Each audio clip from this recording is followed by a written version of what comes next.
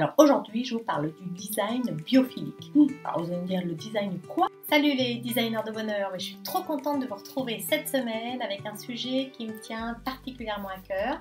Alors juste avant, pensez à vous abonner à notre chaîne qui mêle bonheur, design, déco et bien-être et activer la petite cloche pour être au courant des nouvelles vidéos qui sortent. Très simplement, le design biophilique, c'est intégrer la nature à notre intérieur, à notre environnement. C'est aussi simple que ça. Du coup, c'est vraiment faire en sorte que nos maisons, nos appartements soient des lieux qui nous relient, nous êtres humains, avec l'environnement extérieur, avec la nature. Alors, je vous fais un petit cours 2 secondes. Le terme biophilie, il vient du grec bio, et ça tout le monde le sait, qui veut dire la vie, et philia, qui veut dire l'amour. Grosso modo, l'amour de la vie, l'amour de tous les êtres vivants, donc l'amour de la nature. Donc vraiment, la biophilie, c'est l'amour de la nature, et le design biophilique, c'est l'art de mettre la nature dans la déco, dans le design et dans l'architecture. Alors, le concept de biophilie, il a été créé en 1980, donc c'est pas très ancien non plus, par un biologiste américain qui s'appelle Edward Osborne Wilson. C'est un immense biologiste qui est hyper réputé, qui a eu plein de récompenses vraiment à plusieurs reprises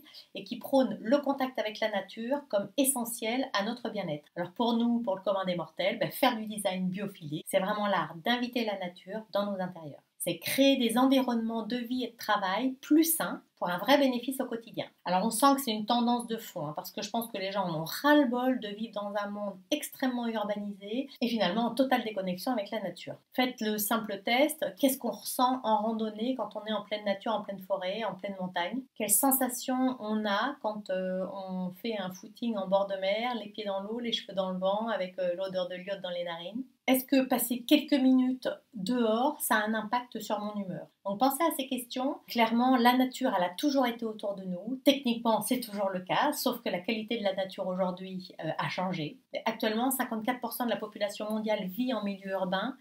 D'ici 2050, a priori, on sera les 2/3 à vivre en milieu urbain. Voilà, pour couronner le tout, en général, nous les humains, on passe 93% de notre temps à l'intérieur.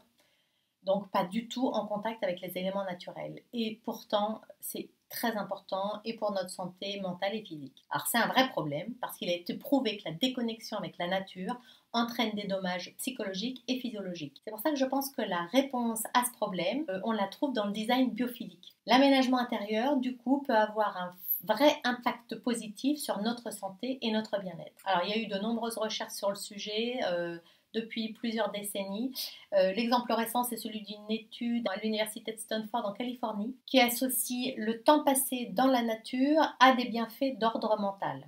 Et ça a été prouvé que forcément, ça a un impact positif. Des études similaires prouvent que le simple fait de voir des paysages de nature accélère la guérison, par exemple, dans les hôpitaux. En 1984, Roger Ulrich a mené une étude qui a prouvé que les patients à l'hôpital, ayant une chambre avec une vue dégagés sur l'extérieur, sur la nature, se rétablissaient plus rapidement que ceux qui voyaient un mur de briques ou un mur peint. Donc ça fait vraiment réfléchir, d'autant plus que d'autres études montrent que la lumière, par exemple la lumière naturelle, la lumière du jour, elle améliore les capacités d'apprentissage des élèves, par exemple. Ou que les employés d'une entreprise qui travaillent dans des bureaux où il y a beaucoup de plantes vertes, tombent moins malades. Voilà, donc tout ça au fur et à mesure, ça fait réfléchir un petit peu tout le monde, ça fait réfléchir les gens qui travaillent en architecture d'intérieur et dans la conception des bâtiments, car clairement, l'effet est à la fois psychologique et physiologique. Les individus en contact avec la nature, ou à proximité de celle-ci, disent se sentir moins anxieux, de meilleure humeur, et montrent également des améliorations physiques positives, comme une baisse de la pression sanguine,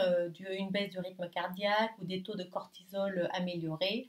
La cortisol, c'est une hormone liée au stress. Voilà, donc tout ça fait que, clairement, aujourd'hui, quand on conçoit un lieu de vie ou un lieu de travail, on ne peut pas passer à côté d'améliorer en tous les cas le lieu grâce à la nature. C'est vraiment un nouveau courant de design d'intérieur, de décoration.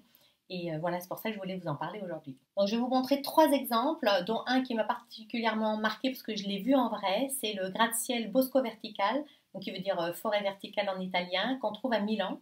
C'est un projet résidentiel, donc c'est que des appartements, donc hyper innovant parce que la végétation fait complètement partie intégrante de l'édifice. Ça, c'est un immeuble qui a été finalisé en 2014. Franchement, il y a 2 immeubles côte à côte comme ça. On s'est baladé autour, enfin, on a passé un bon moment. C'est aussi beau le jour que la nuit. Un vrai travail qui a été fait pour des aspects dedans, dehors. Il y a des grandes terrasses. cette végétation qui est partout, donc il y a un système d'irrigation hyper intéressant, enfin voilà. Ça a vraiment été conçu comme ça, c'est très très beau. C'est joli à regarder, il paraît que c'est très très agréable d'y vivre. Voilà, donc je voulais vous le montrer parce que ce bâtiment m'a vraiment marqué. Je vous montre un autre exemple avec Amazon qui applique déjà les principes du design biophilique.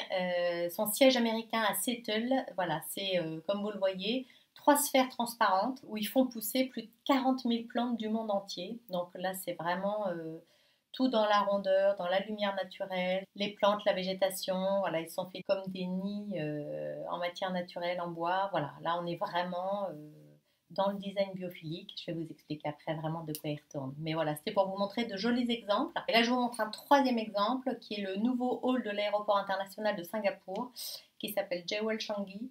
C'est une immense serre en fait, avec en plein milieu, ils ont fait une énorme chute d'eau artificielle qui est finalement la plus haute chute d'eau artificielle du monde. Et là, on retrouve tous les codes du design biophilique, vraiment avec une forme arrondie, de la végétation luxuriante, de l'eau, des mouvements d'eau et surtout la lumière naturelle qui est ultra présente puisque c'est là aussi une sphère transparente. Le design biophilique, il a vraiment 14 principes qui sont assez techniques. Donc là, je vais vous les balayer très rapidement. Après, je vous donnerai mes conseils pour une application à la maison. Voilà, les 14 principes du design biophilique, on les retrouve là dans ces 7 thèmes. L'optimisation et l'organisation des espaces. C'est important dans le design, on est quand même dans de l'aménagement. Un maximum de vues internes, externes sur la nature.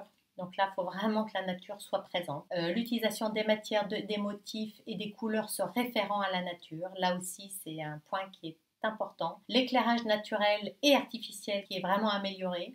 Une qualité de l'air et une ventilation naturelle, là aussi améliorée. Tout ce qui est confort acoustique et confort thermique qui est vraiment travaillé pour que ce soit le plus confortable possible et le plus en adéquation avec la nature. Et l'installation d'espaces de détente, de relaxation. Donc comme je vous le dis très régulièrement, le design d'intérieur, il conditionne nos vies, il conditionne nos humeurs, il conditionne nos émotions.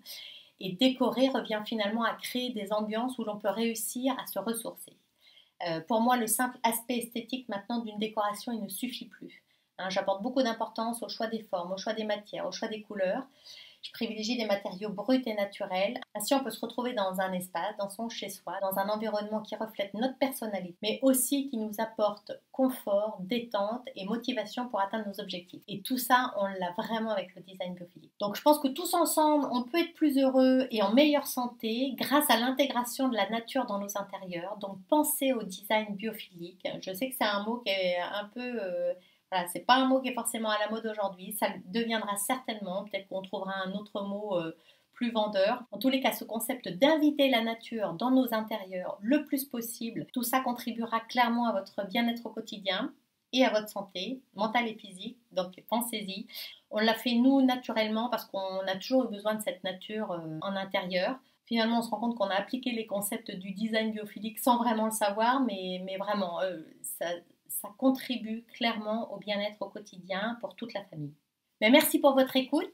Pensez à vous abonner et j'ai hâte de vous retrouver.